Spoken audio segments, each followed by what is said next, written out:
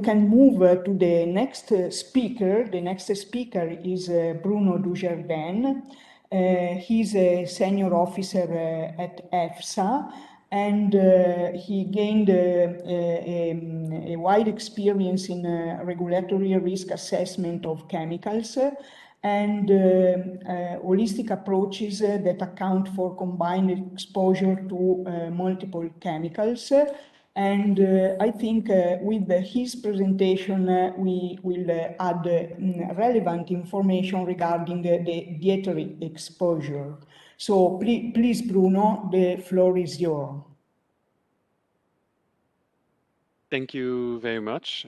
So also thank you to all for, to the organizers to invite me for giving this, for having this opportunity to present a bit more the combined exposure to multiple chemicals.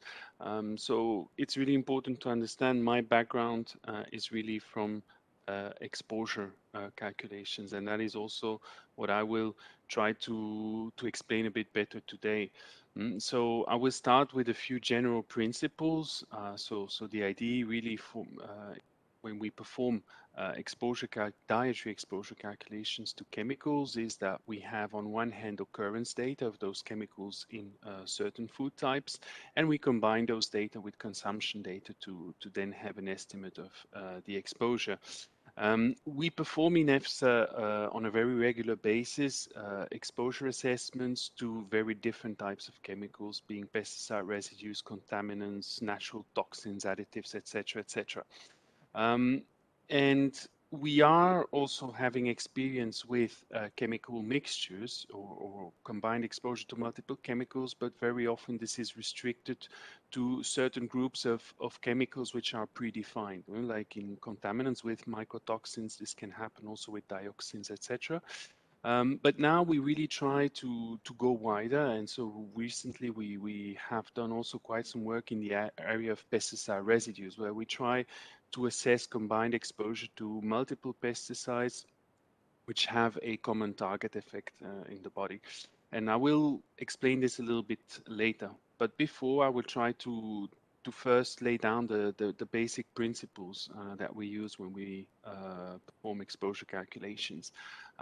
When we perform exposure calculations, of course, there are a lot of considerations to be taken into account, like are we talking about acute risks or chronic risks? Are we talking about prospective assessments, being assessments before we authorize a chemical? So when you have to predict basically exposure, or whether we are talking about retrospective assessments, meaning looking back at what is already authorized and looking at what is available on the market. And then, of course, we also often have to make these considerations about whether we want to perform a conservative assessment or an accurate assessment. In general, when we can't be accurate, we tend to be conservative because, of course, we want to be protective towards the consumers.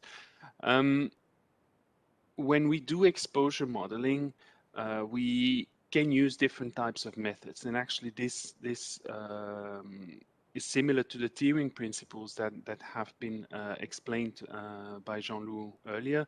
So you can use very simple methods to calculate the exposure, like model diets, where you make assumptions on the consumption of food and where you have some kind of proxy or a single residue estimate for your chemical. Then you have already a bit more advanced, where you use aggregated food consumption data and you derive some statistics. And these methods are usually quite straightforward, quite easy to implement, but of course, they are not very accurate, and therefore they often need to be very conservative and tend to overestimate exposures. Then we have the more advanced methods like deterministic methods, where we have food consumption data at individual level for individual persons, and where we combine this with single residual chemical estimates. And then we have probabilistic models, where really we look at food consumption of very specific individuals, but also where we look at the distribution of the chemicals, the distribution of the occurrence. And these methods, they are of course more accurate, also more complex, but really the main advantage of those methods is that they become also more informative in terms of variability and uncertainty, and that is one of really important issues there. Now, in terms of occurrence data, in EFSA, we have very different types of occurrence data. Like legal, it can just be a legal limit that applies, but we can also have usage levels being submitted by applicants, for example. We can also have some modeling data, some experimental data from applicants or from researchers. We can also have monitoring data, and then we have also total diet study data and food consumption data. Now, really depending on the area, you have different types of data. So the most important are the usage level data, which are mainly used in the area of food additives and flavorings, and also in the area of novel foods. Then in a lot of areas, we have mainly experimental data from applicants, like for enzymes, food contact materials, feed additives, GMOs and pesticides. And then monitoring and surveillance data, they are also very important. These are mainly used in the area of contaminants, and recently we started also using them much more extensively in the area of pesticides. I will come back to that later. And then finally, we have food composition data, which are mainly interesting for GMO assessments and nutrient assessments. Okay, that is in terms of occurrence data. When then we look at the consumption data, we have actually in EFSA something which I tend to call our little gold mine. It's the EFSA Comprehensive Database. This is quite an impressive database that we have, which includes 75 dietary surveys performed at national level in 25 different member states. We are covering a wide range of age classes, going from infants to elderly and even very elderly. We also have some special population groups there, which are covered, like lactating women, pregnant women, etc.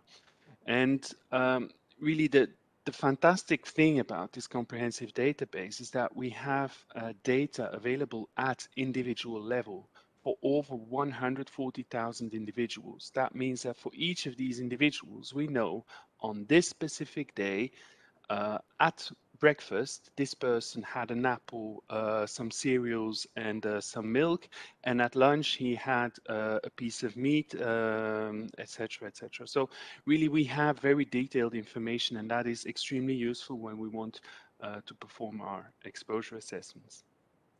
And in fact, coming back to this slide, which I showed to you before, this comprehensive database has had a huge impact on the way we assess exposure at EFSA, because having those food consumption data at individual level, it really allows us to move, so to say, in this area of the spectrum. We almost never perform exposure assessments anymore based on model diets or summary statistics, because we have all this data available, and it really allows us to go for these deterministic or for these probabilistic exposure assessments.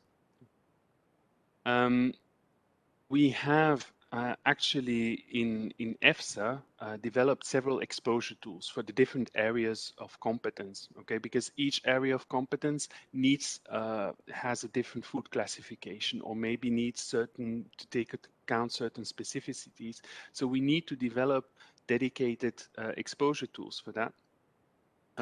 And these exposure tools are mainly based on those deterministic distributions, where we use the individual data of at consumer level, and that is for feed additives, food additives, and then we also have some new tools there.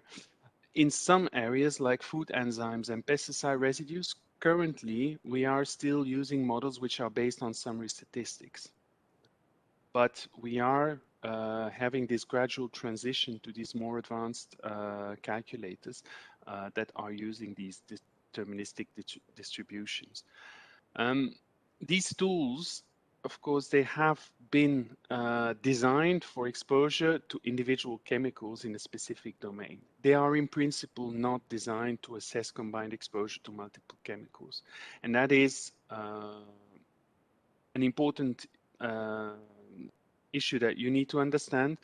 You can use them under certain circumstances, but you always need to be very careful if you use those calculators for combined exposure to multiple chemicals. And in particular, one of the areas where it's quite easy to use those tools also for combined exposure to multiple chemicals is when we are performing chronic exposure assessments.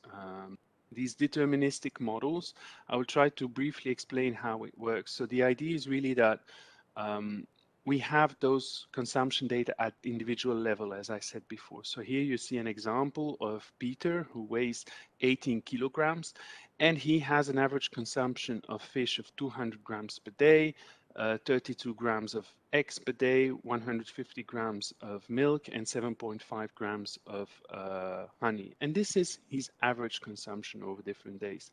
Now, if you have average concentrations also of the chemical of interest in those different foods, you can actually calculate the exposure per day that Peter has, his average exposure.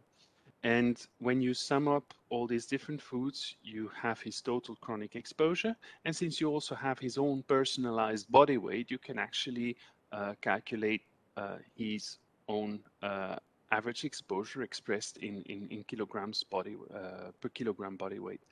And this principle can be applied also to multiple chemicals. Okay, so if you have, for example, an average concentration of your different chemicals, and you have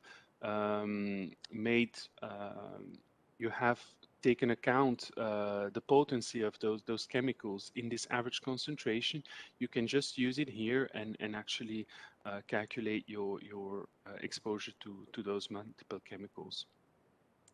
But of course, this was only the exposure calculated for Peter. And in principle, in our database, we have all these other individuals who are present in those database. And so we repeat those calculations for each of the individuals in our database, and that gives us a distribution of exposure, where you can then start identifying not only the average exposure, but you can also start looking at those high percentile exposure. So you can really look at the variability of exposure within your population, and you can take into account those individuals that, due to their own personal dietary pattern, may have a very high exposure compared to others. Okay, and this is what we do with deterministic modeling, and this can, in principle, also be used for multiple chemicals. But when we want to, for example, assess acute exposure to multiple chemicals, these deterministic models become have some limitations, and that's why there we really need to start using probabilistic models also to account for the co-occurrence of the chemicals within specific samples. For example, if I want to assess the acute exposure to multiple chemicals, I need to know what are the chemicals present in that specific apple that I'm eating on a specific day. And this may change every day. Every day I may be exposed to a different kind of mixture. And that is what we are trying to do there. So we have those monitoring data available, which have co-occurrence data. And that means that for each sample that we receive monitoring data for in apples, we have analytical results for different chemicals, and these analytical results are associated to this one single sample of apple, and then we can use the relative potency of those different chemicals that are being analyzed, and this allows us to calculate an adjusted concentration in the apple, which accounts for the potency of those different chemicals. And we can repeat this calculation for each of the apple samples that we have. And that is really useful information, because it really allows you to calculate the toxicological potency, so to say, that you may have in one single apple that a person may be exposed to in one single day. Then when we have calculated this for all our different samples, we calculated an adjusted concentration, we can start performing a Monte Carlo simulation. And a Monte Carlo simulation, the principle is quite simple. You go back to your database of consumption data and you take at random one person on a specific day and you look at what he consumed, the amount of apples that he consumed on that specific day. And you combine it with these adjusted sample concentrations that we calculated at the previous step. And this allows us to calculate an exposure within a single day that may have occurred potentially within a single day. And this process, we will repeat it with another random person on another random day and with another random sample concentration. And we repeat this up to 100,000 times. And this allows us again to then obtain a full distribution of your acute exposure where you can then start looking at higher percentiles of interest. Now, that is the first dimension of a probabilistic model. Which is, as I said, the Monte Carlo simulation. So here you see the briefly summarized. You have 50,000 consumption days being reported. You have 120,000 samples, and you start combining them at random to obtain an exposure distribution. But now the real advantage of probabilistic modeling is that apart from this variability of exposure within your population, it also allows you to address uncertainties, okay? And that is what we do in a two-dimensional probabilistic modeling. So we kind of repeat this exercise with what we call, with different resampling techniques. And by doing this, we actually obtain 100 exposure distributions, and that allows us then also for those different percentiles that you have calculated for each of these exposure distributions, you can actually also start calculating a confidence interval. And that is really one of the major advantages of probabilistic modeling, is that it allows you to look at both variability and uncertainty, and that is really helpful. An additional advantage of probabilistic modeling is that it allows you to start introducing a whole number of simulations and imputations. For example, if you have a lot of left-censored data, what we call left-censored data are data which are below a limit of quantification. You know that the concentration is not zero, but you also know that it's not equal to the limit of quantification. There you can start trying different types of random simulations to better estimate risks associated to such data. And that is really one of the major advantages of probabilistic modeling. This probabilistic modeling, we recently applied it in the area of pesticide residues, where I think this is currently the most large-scale risk assessment we have performed for multiple chemicals. So the basic principle, we established first cumulative assessment groups for the thyroid and the nervous systems. This was a pilot assessment. And we performed a retrospective assessment of combined dietary exposure using this probabilistic modeling as I showed before. And on top of that, we also did a risk characterization through expert knowledge elicitation, meaning that in addition to the probabilistic modeling, we also tried to adjust the estimates that were obtained to account for certain uncertainties that could not be integrated in the probabilistic modeling. And these pilot assessments, as I said, they were performed for two target organs, the thyroid and the nervous system, as an example of chronic exposure and acute exposure. We considered 30 commodities, and we also considered 10 population groups. And the year after, we also did a follow-up assessment for the chronic risks on the nervous system. And these cumulative risk assessment, at least the main findings were quite interesting, being that the outcome of the risk assessment is predominantly driven by a limited number of substances. So that is quite reassuring. And also the highest exposure estimates within a single day are often attributed to illegal findings of one pesticide in a specific sample. So this is also somehow reassuring because it means that the authorization system still is quite efficient.